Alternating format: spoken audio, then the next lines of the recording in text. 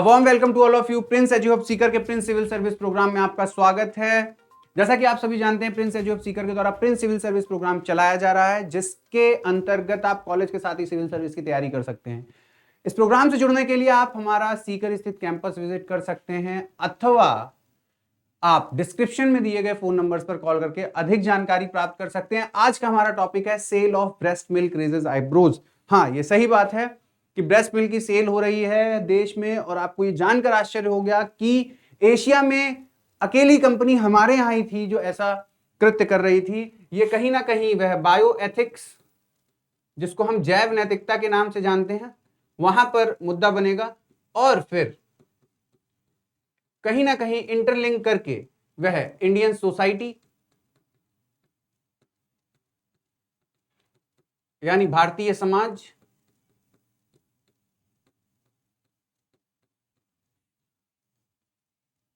इन दो तरीकों से प्रभावित करेगा। और सबसे ज्यादा जो मुद्दा आएगा वह आएगा स्त्री सुरक्षा, अर्थात वह वुमेन सिक्योरिटी। तो चलिए फिर इसको समझ पाते हैं कि किस प्रकार से यह मुद्दा हमारे लिए, न सिर्फ हमारे लिए बल्कि राष्ट्र के लिए भी आवश्यक हो जाता है। और अभी तक इस पर कोई कानून तो पास नहीं हुआ, लेकिन जिस प्रकार से वह सैरोगेसी के मुद्दे पर सरकार ने कानून पास करके वह सैरोगेसी टूरिज्म पर लगाम लगाने की कोशिश करी थी, वैसा ही मानना है यहां पर भी कुछ सरकार करेगी। और आपको पता है कि फिर यूपीएससी में हमें सैरोगेसी टूरिज्म यानी सैरोगेसी रेगुलेशन बिल के बारे में पढ़ना पड़ा था। तो यहां भी अगर कुछ नया आएगा तो हम पढ़ेंगे तो समझ पाए।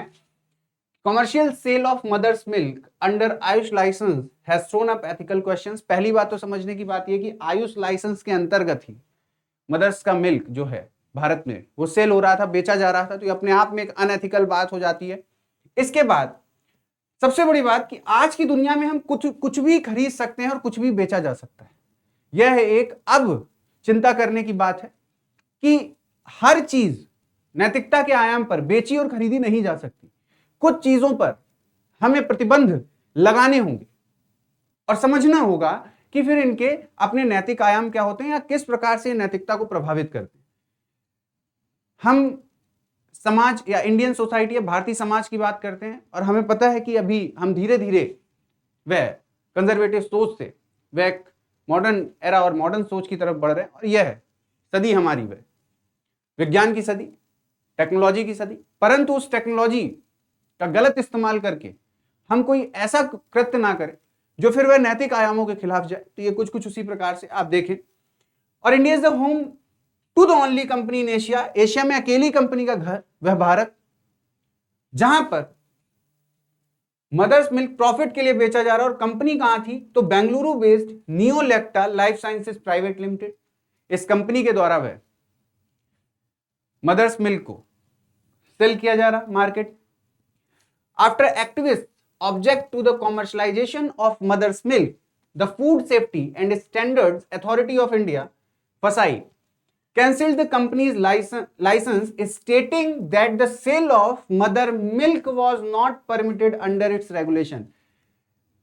यानी food safety and standards authority of India की नियम, शर्तों, कंडीशंस, रेगुलेशंस के मुताबिक इस तरीके का कोई भी प्रोडक्ट मार्केट में सेल नहीं किया जा सकता। तत्काल प्रभाव से फसाई ने इनका लाइसेंस रद्द किया। आप समझ पाए, जब फसाई ने इंस्पेक्शन किया तो पाया कि मदर्स मिल्क को सेल करने के लिए इन्होंने आयुष लाइसेंस लिया है, और नवंबर 2021 से ये लगातार बाजार में इस मिल्क को सेल कर रहे थे। ठीक, आगे चलते हैं और समझते हैं कि नियोलेक्टा जो एस्टैब्लिश्ड हुई 2016 में, originally obtained a licence from the Karnataka office of the FSSAI in the category of dairy product. अब आप देख लीजिए, डेयरी प्रोडक्ट का लाइसेंस लिया और mother's milk, human mother's milk ये सेल कर रहे। It is absolutely shocking that a company is being allowed to collect breast milk from young mothers। अभी मैं बताऊंगा कि किस प्रकार से पूरे विश्व में नुकसान की स्थिति पैदा करेगा इस तरीके की जो कृत्य हैं या इस तरीके के जो प्रोडक्ट्स हैं उनको बेचना।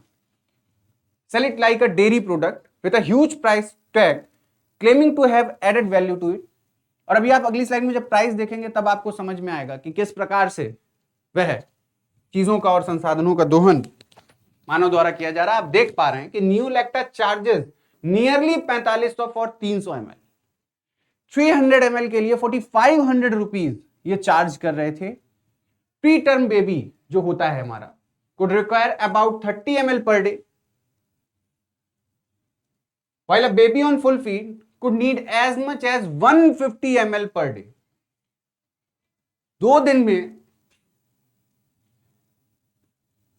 4500 रुपीज का मिल्क कंज्यूम हो जाएगा और 4 दिन में लगभग 9000 रुपए का वह मिल्क कंज्यूम एक बेबी कर लेगा। It also sells human milk derived powder that is readily available on e-commerce sites as well as its own। देखिए अब ये दूसरा कि डिजिटल प्लेटफॉर्म से भी कहीं ना कहीं यह जो अनएथिकल प्रोडक्ट है ये सेल हो रहा है। अब डिजिटल प्लेटफॉर्म से सेल हो रहा है तो कहीं ना कहीं गवर्नमेंट को डिजिटल प्लेटफॉर्म के रेगुलेशन की भी जरूरत पड़ जाएगी कि डिजिटल प्लेटफॉर्म से क्या बेचा जा सकता है, क्या नहीं बेचा जा सकता है। ई कॉमर्स वेबसाइट से जो आप जानते हैं कि आप ऑनलाइन शॉपिंग या इस तरीके की चीजें जो करते हैं, आप समझ में आए कि मुद्दा गंभीर है। क्योंकि यहां पर अगर हम विकासशील अर्थात डेवलपिंग नेशंस की बात करते हैं तो वहां पर आप जानते हैं कि वह जो एक असमानता है धन को लेके, अर्थ को लेके, आर्थिक असमानता वह ज्यादा है। इस प्रकार के अनएथिकल वर्क को वहां कराना आसान होता है। तो विकसित देश कहीं ना कहीं फिर से इन विकासित तो एक बहस फिर खड़ी हो जाएगी। तो ये मुद्दा अपने आप में बहुत ही व्यापक है और कई चीजों से यानी कई वह विषयों से यह जुड़ेगा। न सिर्फ भारतीय समाज, भारतीय राजनीति, वरन आपके जीव विज्ञान के नैतिक आयाम, विज्ञान के नैतिक आयाम यानी जिसको बायोएथिक्स, बायोसेफ्टी हम कह रहे हैं, वहां पर यह प्रभावित करेगा। और फिर एथिक्स में केस स्टडी को बनाकर तो ये पूछा ही जा सकता है कि यदि आप वहां पर उस जिले में एक कलेक्टर या डिस्ट्रिक्ट मजिस्ट्रेट या सचिव की भांति हैं तो आप फिर इस प्रकार के मुद्दों को किस प्रकार से हल करेंगे या देख पाएंगे। तो आप समझ पाए फिर कि इस तरीके के मुद्दे कभी ना कभी हम लोगों को भी अजीब लगता है और हमको भी समझना चाहिए कि इस प्रकार के मुद्दों से कहीं ना कहीं भारतवर्ष नहीं, हम व्यक्तिगत रूप से भी प्रभावित हो ही रहे होते हैं। और फिर परीक्षा की दृष्टि से तो हमें एक होलिस्टिक और व्यापक अप्रोच रखते हुए पढ़ना होता ही है, क्योंकि कोई भी प्रश्न कहीं भी आ सकता है और ये बिल्कुल नया एक मुद्दा। और मैंने आपको बताया कि एशिया में अकेला घर भारत जो वह इस प्रकार का फिर प्रोडक्ट सेल कर रहा है। तो कहीं ना कहीं हमारी साख भी गिरती है कि हम एक विकसित होती हुई अर्थव्यवस्था, एक डेवलप्ड होती हुई इकोनॉमी, और फिर हम इस तरीके की चीजों को रोक नहीं पा रहे। तो समझें कि a commercial company selling breast milk would court health care providers including doctors and hospitals. अब यह समस्या फिर मैंने कहा ना कि पब्लिक हेल्थ में चली जाएगी। देखिए आप, अगर आप इसमें डॉक्टर्स और हॉस्पिटल्स ठीक बिकम देयर सप्लायर्स, समझ पाए फिर आप कि डॉक्टर और हॉस्पिटल फिर इस तरीके के प्रोडक्ट से क्या बन रहे हैं, सप्लायर बन रहे हैं। तो कहीं ना कहीं पब्लिक हेल्थ से जुड़ा हुआ मुद्दा और डॉक्टर्स और हॉस्पिटल्स जिनके ऊपर वह सिक्योरिटी, सुरक्षा का उत्तरदायित्व यानी रिस्पॉन्सिबिलिटी, वही क्या कर रहे हैं, पब्लिक हेल्थ को नुकसान पहुंचा रहे हैं। एक तरीके से पब्लिक हेल्थ में जो ट्रस्ट होगा वो कहीं ना कहीं कम हो जाएगा और पब्लिक हेल्थ में ट्रस्ट या डॉक्टर्स पर ट्रस्ट कम होने का नुकसान सोसाइटी को तो फिर बड़े पैमाने पर उठाना ही पड़ेगा। तो आप फिर यह भी समझ पाए कि which would increase the cost to the health care system. फिर यह हेल्थ केयर सिस्टम की जो कॉस्ट है, जो खर्चा है, वह बढ़ेगा और कहीं ना कहीं वह पूरा एक जो निर्धन तबका है हमारे समाज का, जो गरीबी रेखा के नीचे जीवन यापन कर रहा है, उसके हाथ से चीजें फिर निकलने लगेंगी। तो फिर ये एक एथिकल डिलेमा तो क्रिएट करेगा ही, एक नैतिक दुविधा क्रिएट होगी, जिसका निर्णय क्या होगा अभी हमें देखना है, क्योंकि सरकार के दृष्टि में मुद्दा आ चुका है। अब देखते हैं सरकार इसको किस प्रकार से आगे इस पर कदम उठाती है, जैसा कि सरकार ने सरोगेसी टूरिज्म में भी किया था। तो एक छोटा सा मुद्दा था, और यह मुद्दा इसलिए भी जरूरी था ताकि आपकी जो समझ है उसको थोड़ा सा व्यापक किया जा सके मुद्दों को लेके। मुद्दा जो भी होता है, जो भी समसामयिकी का टॉपिक होता है, करंट का टॉपिक होता है, उसको सिर्फ पढ़ लेने से काम हमारा नहीं चलता। हमें यह भी देखना होता है कि वह करंट अफेयर्स का टॉपिक एक कितने विषयों को प्रभावित कर रहा है।